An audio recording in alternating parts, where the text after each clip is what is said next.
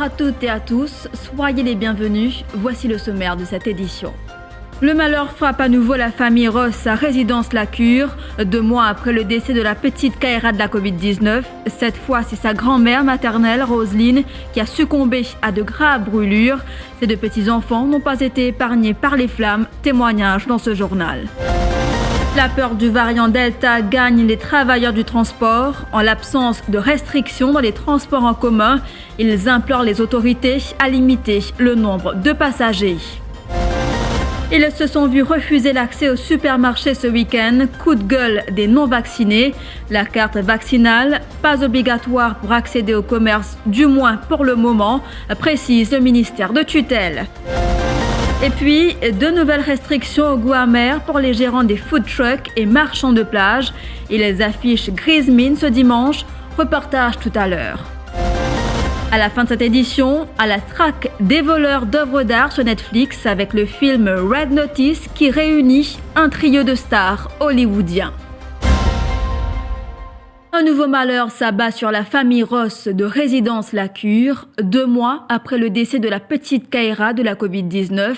Cette fois, c'est sa grand-mère maternelle, Roselyne, qui a succombé à de graves brûlures.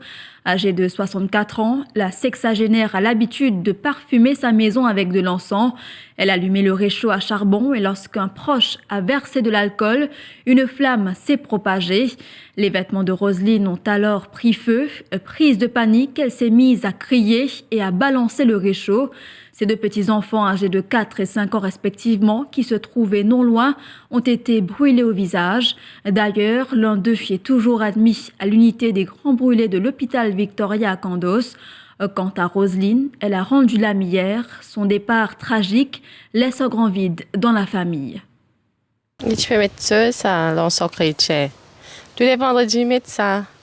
Mais tu as tiré ce de cela, mais il y a l'alcool là-dedans. Mais là, ce rope, il prend du fait. Mais là, moi, je dégage mon char là. Après, tu as des enfants là. Je ne sais pas si je tiens un peu loin. Mais là, moi, quand je dis ça, reste là, je suis tout le monde bas. Ça, tu as coupé flambé. Parce que moi, je trouvais ici, il y a un petit brûlé sur l'estomac. Mais c'est moi, après, il bien brûlé sur en bas. Se délipier, tout ça là. Après, Sophie, il y a une brûle en dedans. Ouais. C'est surtout ça saute là qui est Ouais, après il y a des malades, tout ça là. Moi j'ai une soc. Après moi je n'ai ici une brûlée. Et tu es nevé donc tu admets. Oui, non, il est dans la salle normale. C'est le temps. Moi pas connais soit pas pour ce là. C'est mal il resté oui, il est brûlé parce que j'ai si bien fait greffe pour ce papa pour faire connaître. Si papa l'a accepté, mais là soit à peine j'ai oui. 4 ans, il y en a. Oui, mais il y a une petite même. Il m'a pas amené à l'hôpital. Ouais, à cause de papa parler. Pas venir à cause d'un malade. Mais puis nous même nous est soc. Pas de attendre. Ouais, nous restons mazinés. Ma femme qui finit dans plusieurs décès. Nous avons décès. Pas même moi, mon cousin, moi. Tu as mon tonton, tu as mon nièce, moi.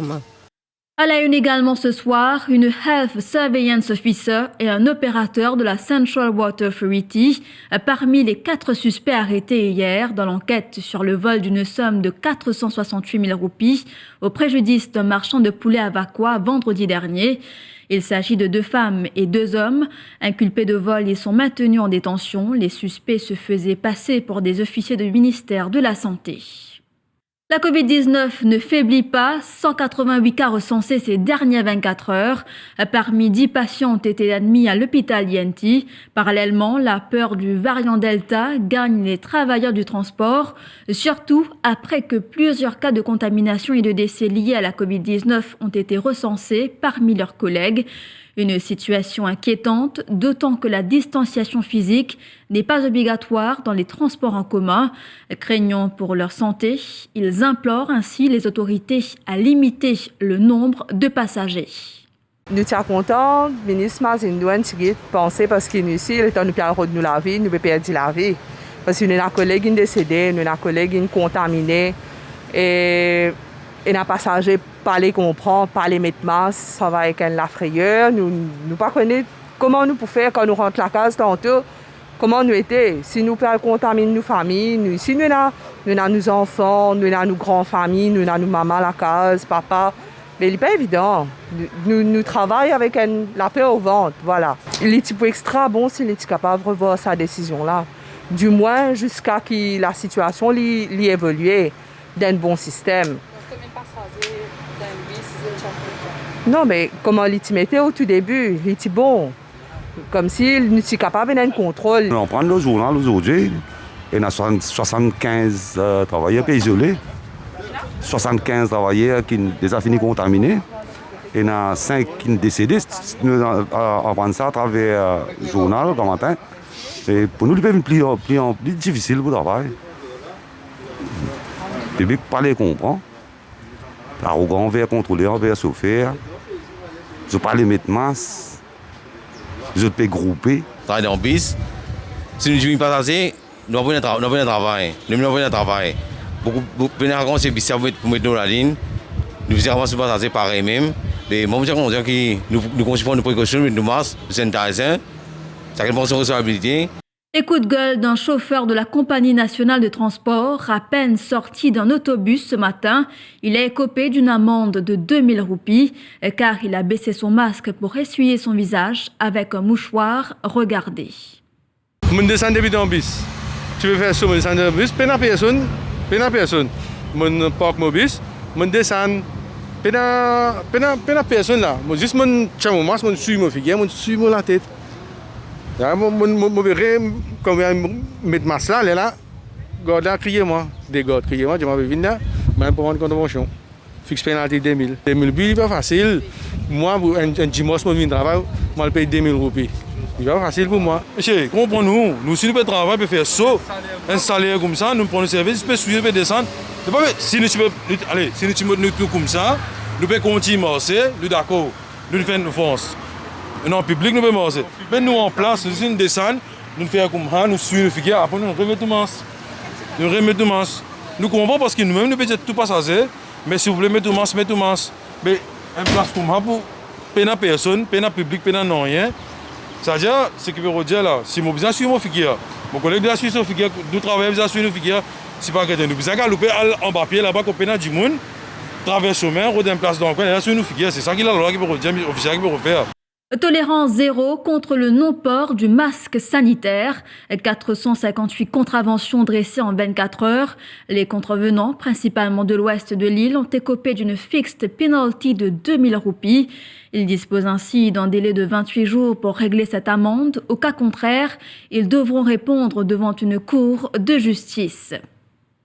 Égrène des consommateurs qui n'ont pu faire leurs courses ce week-end, car à l'entrée d'un supermarché des Hautes-Plaines-Williams, mais aussi du nord de l'île, des responsables exigeaient la carte vaccinale. Une situation vivement décriée, d'autant que cette éventuelle restriction est toujours à l'étude par les autorités. Écoutez. Les personnes non vaccinées aujourd'hui sont devenues comme des boucs émissaires. On cherche à tout prix quelqu'un à blâmer vraiment pour cette recrudescence de cas que nous rencontrons à Maurice. Donc nous ne sommes pas loin de l'apartheid parce que là on est en train de diviser bien sûr la population de vaccinés et non vaccinés. Donc je me suis vu refuser en fait l'accès hier après-midi, tout ça parce que je n'avais pas de code de vaccination. Mais excusez-moi, aujourd'hui la code de vaccination est un prétexte pour se dire que la situation du Covid-19 à Maurice est bien gérée. Moi, hier, on m'a refusé l'accès dans un supermarché dans le Nord parce que je n'avais pas avec moi ma carte de vaccination, tout en sachant que je suis une personne vaccinée. Mais j'ai téléchargé l'application du gouvernement et je ne sais pour quelle raison, il manquait quelques informations là-dessus. Alors, on m'a refusé l'accès.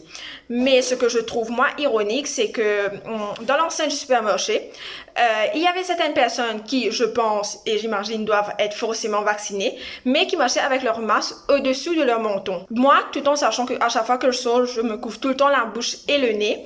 Alors, je pense que la loi devrait aussi être sévère pour les personnes qui sont vaccinées et qui portent leur masque au-dessus de leur menton, tout comme la loi est, tout comme cette loi qui vient tout juste d'être votée et qui empêche les gens non vaccinés d'avoir accès à certains lieux.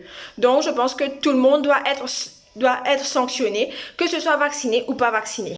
Et dans un communiqué émis ce dimanche, le ministère du Commerce indique que la carte vaccinale n'est pas obligatoire pour accéder aux supermarchés, boutiques et magasins, du moins pour le moment. D'ailleurs, nous avons fini informe le président du MCCI pour qu'il informe son membre qu'il n'y a pas d'obligation, pour un carte vaccin pour gagner accès à un supermarché. Le fait c'est que si nous pouvons envisager, pas pour l'instant, dans le futur, c'était carte vaccinale pour l'accès à un shopping mall. Mais ça n'est pas à l'ordre du jour. Alors, on m'aurait confirmé qu'il n'y a aucune obligation pour bien présenter une carte vaccin pour gagner accès au supermarché. Surveillance renforcée sur les plages ce dimanche, ambiance bon enfant à Montchoisy, tout comme à Flic-en-Flac où la police a rappelé les nouvelles restrictions en vigueur. Pas de camping, encore moins de pique-nique à la grande déception des gérants de food truck et des marchands de plage. Warren Marie, Mélanie Clémentine Juliette.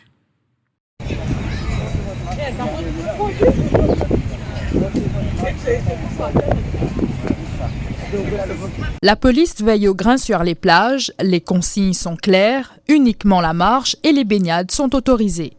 De Flic-en-Flac, pour votre propre sécurité, pour sécurité de votre famille et protocole Covid qui est en force, nous pouvons dire à eux, pas rester assisé dans la plage, pas faire pique-nique. La plage, il fait juste pour galoper, faire jogging ou bien nager. Nous souhaitons cette coopération pour ne pas avoir plus beaucoup de malades. Des restrictions au goût amer pour Sanjay Bagoban, gérant d'un food truck, les clients se font plus rares. Côté travail, il diminue. Mais côté respect sanitaire, on veut mettre de masque et on a fait garder de distance. Après, il y a certains touristes qui ne peuvent prendre des affaires et aller quand même. Une préparation que nous préparons, disons aujourd'hui un dimanche, nous connaissons pas un dimanche. Et là, une préparation, il y en a beaucoup qui ils étaient pas servis, une préparation que nous préparons pour vendre aujourd'hui. Ça veut dire que ça vous crée un problème, nous, choses qui nous ont revenus, qui nous ont gagné. Désillusion également pour Stella Sautrel, qui pensait sortir la tête de l'eau en cette fin d'année. Elle peine à trouver preneur pour ses vêtements de plage. Nous déjà 1 an et demi, nous restons fermés. Après là, les temps nouvelles, le 1er octobre, nous travaillons. Nous bien travaillons jusqu'à la fin octobre. Après, les temps gouvernement change, India qui met seulement une restriction sanitaire là. Mais tout descend, tout le budget, tout nous pas stock qui nous fait pour touristes rentrer, pour tout ça là. La plage est vide. Aujourd'hui même dimanche, mais la plage est bien vide. Et la police cause d'ordre, puis ils dire que tout le monde participe par les. Mais ce qui fait du monde pas venir à la plage.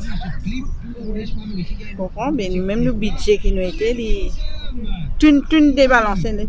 Avec les nouvelles restrictions, gérants de food truck et marchands de plage sont sceptiques pour la survie de leur petit commerce.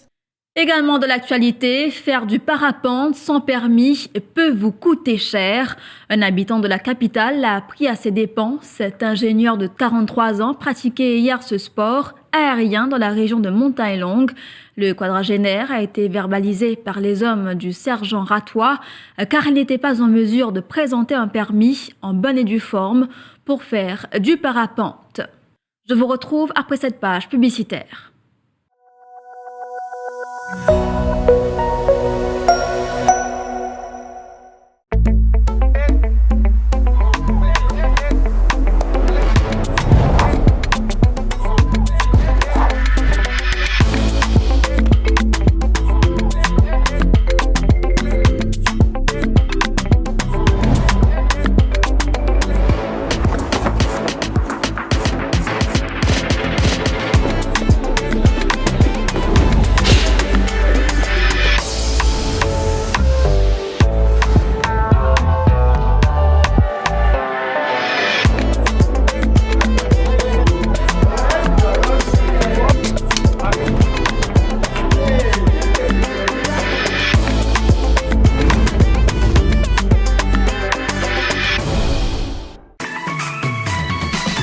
Plus, ou nouveau brossier digital. Top promo, belle seul, exoli cadeau, Zispou.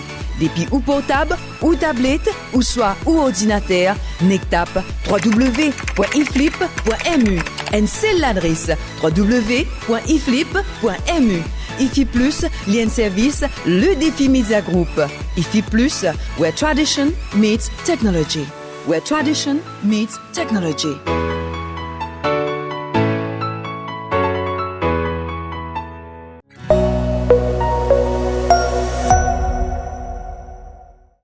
Les églises et les chapelles fermées jusqu'aux nouvelles consignes de l'État. Cependant, les mariages et les funérailles pourront être célébrés dans les églises avec un maximum de 50 personnes.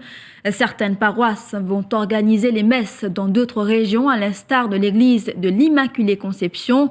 Le père Hervé de Saint-Pern, curé de la paroisse, annonce que dès mardi, les messes auront lieu au centre social Marie-Reine de la Paix à la rue Saint-Georges. Ce centre, qui accueille généralement les conférences de presse, sera utilisé pour les célébrations de la paroisse. Messe du matin et messe dominicale avec 50 personnes, précise le père de Saint-Pern. Suivre ce que l'État demande, qu'il y ait les lieux de culte ne peuvent contenir plus que 10 personnes.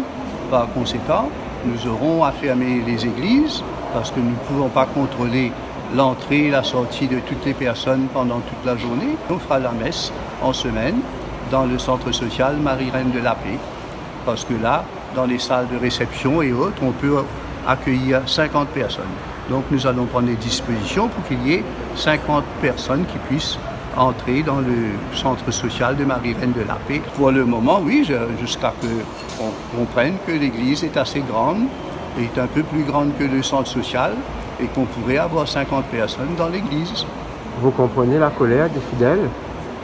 Oui, mais je comprends aussi qu'il faut faire attention avec le Covid, il faut prendre des précautions.